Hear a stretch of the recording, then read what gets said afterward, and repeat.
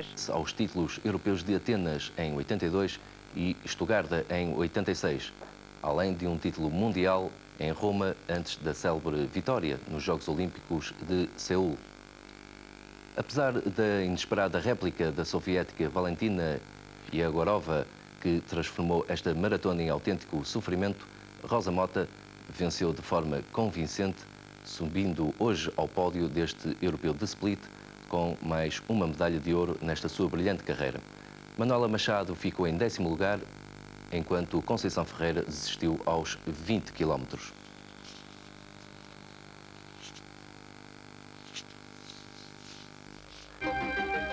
Jornal das 9. Informação com Manuela Moura. Saddam Hussein liberta mulheres e crianças. Combustíveis podem aumentar nos próximos meses. Pessoas ainda soterradas nos escombros de uma fábrica em Lisboa. Este é o Jornal das 9, a informação do dia no Canal 2. Boa noite. Acabou mesmo agora de chegar a notícia de que mulheres e crianças retidas no Iraque podem sair a partir de amanhã. Foi anunciado pela televisão iraquiana depois de Hussein ter estado com famílias em Bagdá, depois de uma sessão idêntica à da semana passada, transmitida em direto pela CNN. Saddam voltou a chamar-lhes convidados e afirmou que podem sair do Iraque a partir de amanhã. Um recuo nas posições de Hussein, precisamente no momento em que o preço do petróleo parece ter finalmente estabilizado, apresentando mesmo uma tendência para baixar. Enquanto isto, as principais praças financeiras iniciaram esta semana uma lenta recuperação depois de várias semanas de baixa sucessiva. O otimismo dos operadores financeiros começa a regressar depois da reunião da OPEP, a decorrer em Viena, da Áustria, por ter fornecido indicações precisas de que os países membros da organização estariam dispostos a aumentar as suas produções de petróleo em substituição da produção do Kuwait e do Iraque, o que permitiria uma estabilização dos preços. Os países membros da OPEP mostraram-se dispostos a aumentar a sua produção, de modo a compensar o déficit criado pelo embargo comercial que foi decretado contra o Iraque e o Kuwait. Com esta medida, irão ser repostos os cerca de 4 milhões de barris de petróleo que deixaram de entrar nos mercados mundiais diariamente. Esta situação teve reflexos imediatos no preço do petróleo. O barril chegou a estar cotado a $32, um valor que já não é habitual. Na última reunião da OPEP, em finais de julho, tinha sido acordado o valor de $21 por barril, mas este preço deixou agora de ter qualquer validade. 10 dos 13 países que fazem parte da Organização dos Países Exportadores de Petróleo concordaram com a proposta da Arábia Saudita em aumentar a produção. A Líbia e o Iraque não estiveram presentes na reunião, mas já se sabe que não concordam com este aumento. O Iraque chegou mesmo a ameaçar há cerca de 2 semanas os países que subissem a sua produção por considerar isso como uma agressão.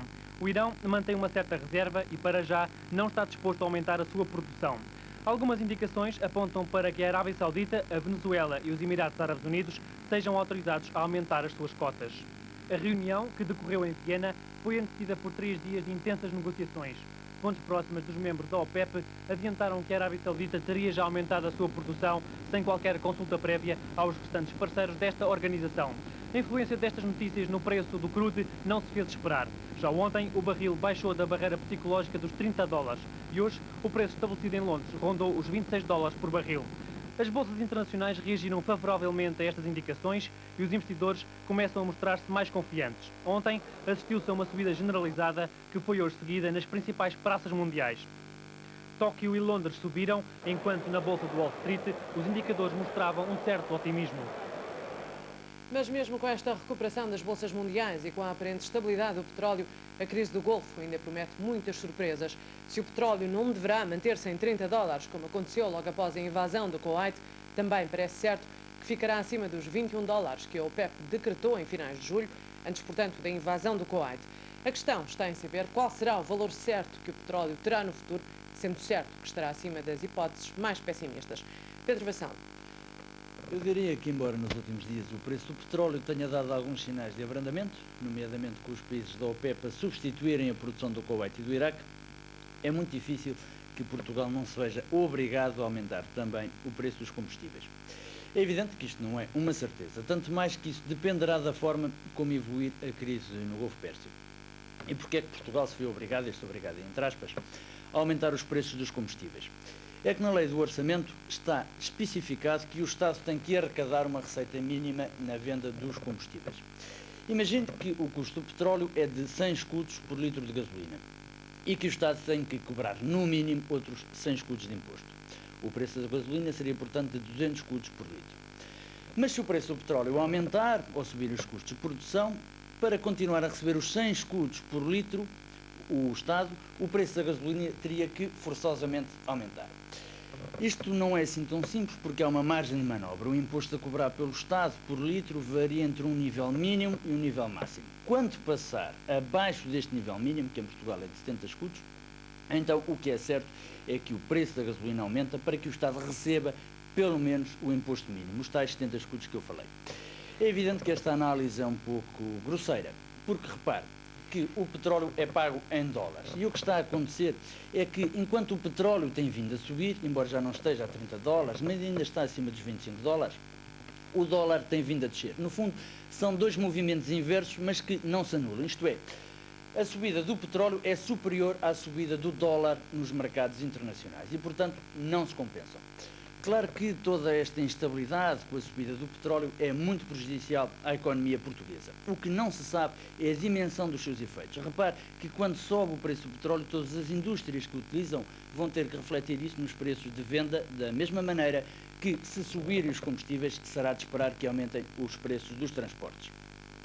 A consequência é óbvia, é que vai haver mais inflação, o que sem esta crise já era uma variável difícil de controlar. É, portanto, a pensar nestas consequências, subida de inflação e das taxas de juros, que alguns observadores mais pessimistas falam em recessão económica. E que lá está, com uma recessão económica, as bolsas internacionais acusam o toque e tendem a descer. É isto que se tem passado nas últimas semanas em todo o mundo, inclusive em Portugal. É evidente que nos últimos dias a crise tem amenizado. Até quando é que isso é o que está por saber. São, portanto, as consequências da crise do Golfo.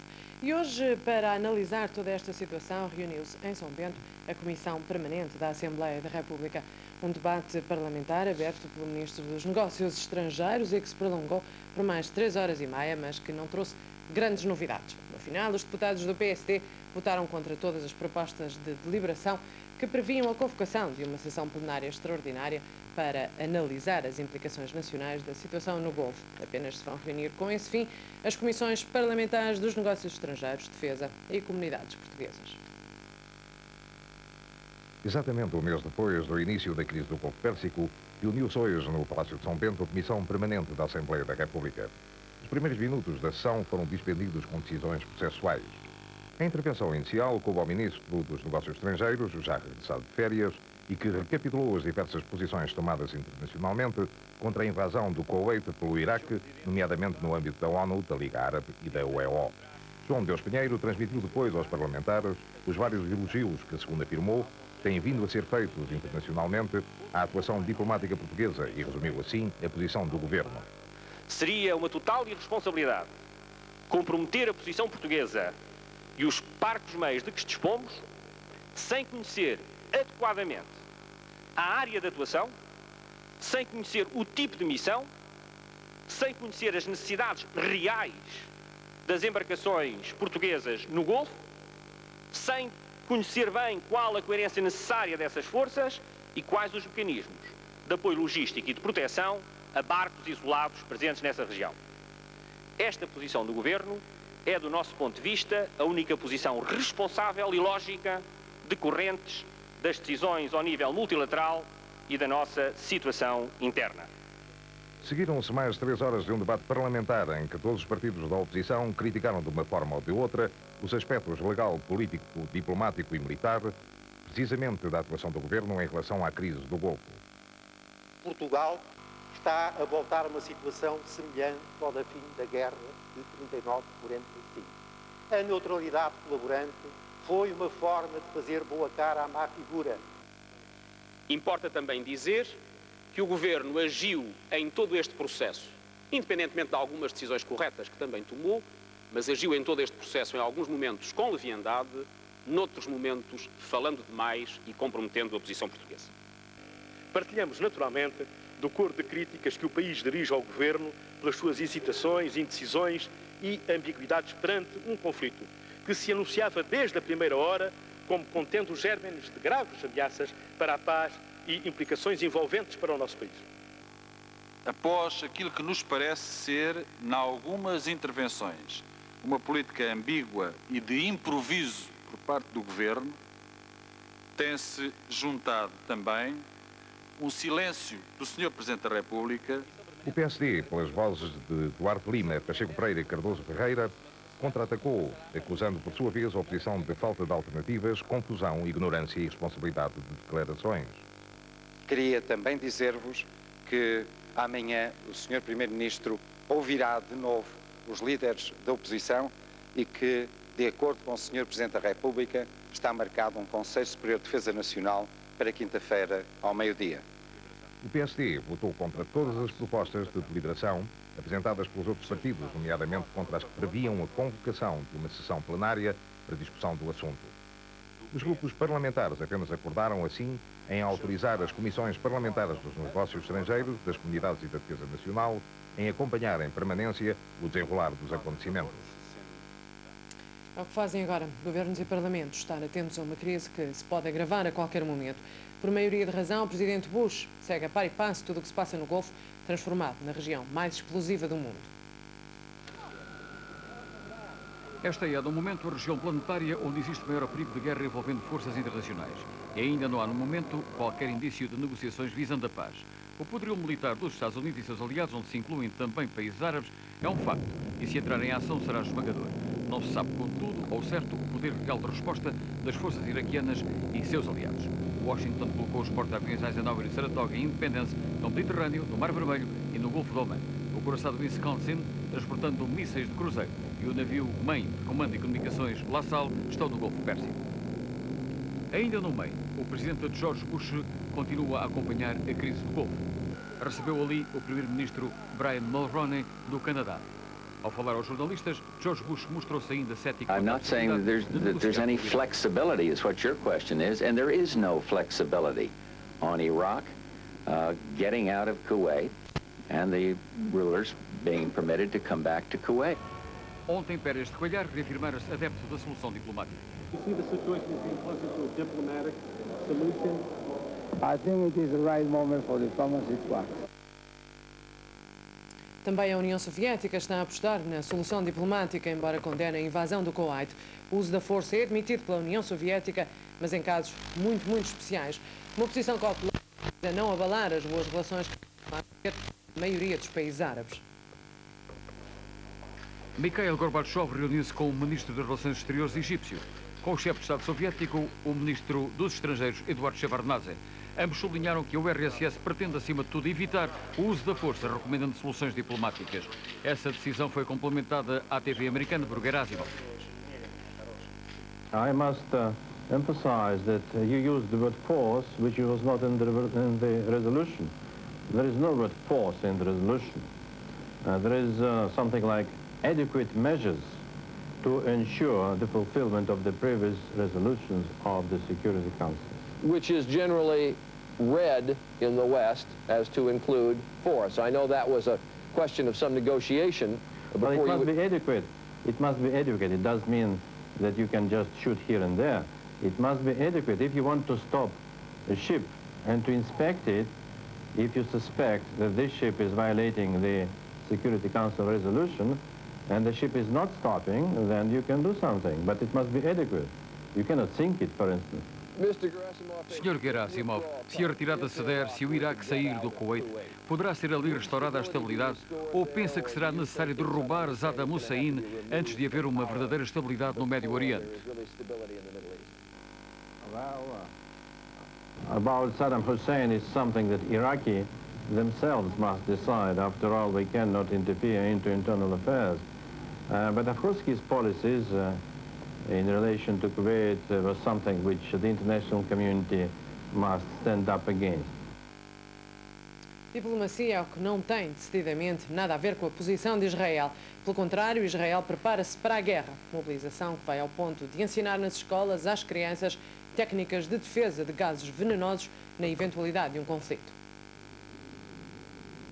Saddam Hussein repetiu a ofensiva psicológica que tinha ensaiado há dias atrás.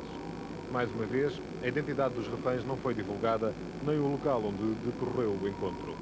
O Hussein aproveitou a ocasião para voltar a dizer que os ocidentais retidos no Iraque servem para impedir que os Estados Unidos ataquem os alvos estratégicos do país. Mas caso isso aconteça, apesar dos reféns, o Iraque responderá ao ataque sem piedade. E Hussein afirmou que só tinha pena de que os seus mísseis não conseguissem atingir território americano. The weaponry, the kind of weaponry that Iraq is in possession of, may not be capable of reaching the United States as a territory, but our weaponry is capable of reaching areas in which the United States has allies here. Um dos alvos que estão na mira de Saddam Hussein é necessariamente Israel. O governo israelita refusa as acusações do Iraque, negando que esteja a encorajar os Estados Unidos a atacar. Israel is not pushing the United States to any solution. We try to do what is necessary for our security and for our safety. Os israelitas acreditam piamente de que a guerra é inevitável e começaram já a preparar a população para um ataque das armas químicas iraquianas. Homens, mulheres e crianças estão a participar em cursos acelerados de como usar equipamento de proteção, na melhor maneira de proteger as habitações e, se possível, de como levar uma vida o mais próximo do normal com uma máscara na cara.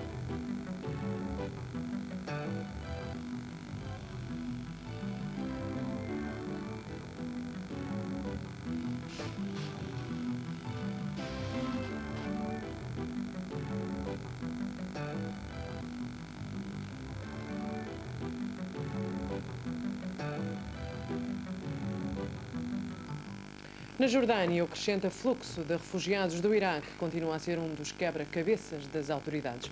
Apesar do auxílio da CE, que destinou $1.300.000 para viabilizar uma ponte aérea, e apesar também dos aviões mandados por vários países, a situação na Jordânia está muito longe de ser satisfatória. Para além dos ocidentais que o governo de Bagdade considera hóspedes, porque precisa deles para dissuadir um ataque norte-americano ou talvez israelita, são milhões os estrangeiros que o Iraque deixa atravessar as suas fronteiras para fugir ao espectro da guerra, que parece de momento afastado depois da grande tensão do fim da semana passada. Estes refugiados, apesar de se poderem agora dirigir para as fronteiras da Turquia, da Síria ou até do Irão, continuam a afluir em massa à Jordânia. Chegar já não é fácil, mas sair também não. Para chegar até aqui, ao aeroporto de Aqaba, o caminho é longo e o calor é muito. Os que chegam a Aqaba são quase todos egípcios e é para o Cairo que se dirigem os grandes aviões de transporte para voltarem e tornarem a partir com mais refugiados.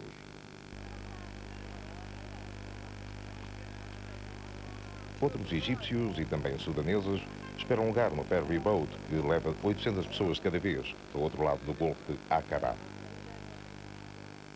Toda esta situação foi acompanhada durante esta última semana pelo jornalista do Jornal das 9, Francisco Ribeiro Soares, que acabou de chegar da Jordânia. Francisco, há este problema que enfrenta a Jordânia, o problema dos refugiados, mas há de certeza outros e tão ou mais graves ainda. Não é de facto o único. Há problemas económicos, sobretudo na Jordânia, porque a vida comercial da Jordânia se desenrolava principalmente com o Iraque, ou seja, a maior parte do petróleo consumido pela Jordânia vinha do Iraque e já não vem. Portanto, problemas económicos. Problemas económicos. A Arábia Saudita prometeu que, pelo menos para setembro, garantiria fornecimento de petróleo à Jordânia, mas só em cerca de metade das necessidades do país. Isso preocupa, naturalmente, as autoridades jordanas. O que é que se sente lá relativamente a isso? Sente-se uma certa tensão, porque, por outro lado, do lado da saída, a vida económica jordana também está parada, ou seja, os produtos agrícolas do Vale do Jordão não estão a sair para o Iraque. Portanto, o país está, digamos, economicamente fechado. Tem promessas muito concretas de auxílio ocidental, da CE, dos Estados Unidos, mas o ambiente, as preocupações das pessoas estão bastante longe disso. O clima geral é de apoio a Saddam Hussein, a situação é encarada e descrita de uma maneira relativamente simples, Pois é que, para além dos problemas económicos, há também os problemas políticos, ou seja, a posição da Jordânia tem sido um pouco dúbia, tem sido um aliado dos Estados Unidos, no entanto, não tem tido uma posição firme agora contra o Iraque. Não tem, nem talvez possivelmente possa ter, porque é de facto um aliado tradicional dos Estados Unidos, mas em termos de opinião pública, enfim, e menos claramente em termos de governo, em termos de posição do rei Hussein, a Jordânia alinha com o Iraque, porque o Iraque é um país árabe, porque está do lado da nação árabe, porque, e isto sobretudo em termos de opinião pública, as pessoas entendem que os lugares santos da Arábia Saudita estão ocupados por estrangeiros, é uma visão um pouco simplista, mas é a visão que têm. E sente-se nas ruas, as pessoas, os jordanos estão do lado do Iraque? Quer dizer, não se sente nas ruas no sentido em que as pessoas estão relativamente calmas, para além de alguns exercícios de defesa civil. Mas quando se fala com elas, é de uma forma geral esta a posição que manifestam de facto. Portanto, no caso de um conflito, elas por si iam sempre do lado do Iraque? Em relação à população em geral, sem dúvida nenhuma. Em relação à posição do governo, a posição é bastante mais complicada, porque Israel, por um lado, já avisou que qualquer interferência iraquiana na Jordânia seria considerada uma ameaça direta a Israel, com, enfim, as consequências que uma ameaça desse tipo poderiam ter. Por outro lado, o rei Hussein tem-se desdobrado em contactos diplomáticos, em parte para procurar salvar a paz, mas também em boa parte para procurar salvar o seu país, num caso de guerra. E isso tem naturalmente a ver com uma definição de posições que no momento, se esse momento chegar, não vai ser fácil. Foi o Francisco Ribeiro Soares, do Jornal das 9, acabado de chegar da Jordânia. E agora uma curta pausa, fica aí, Jornal das 9 volta já.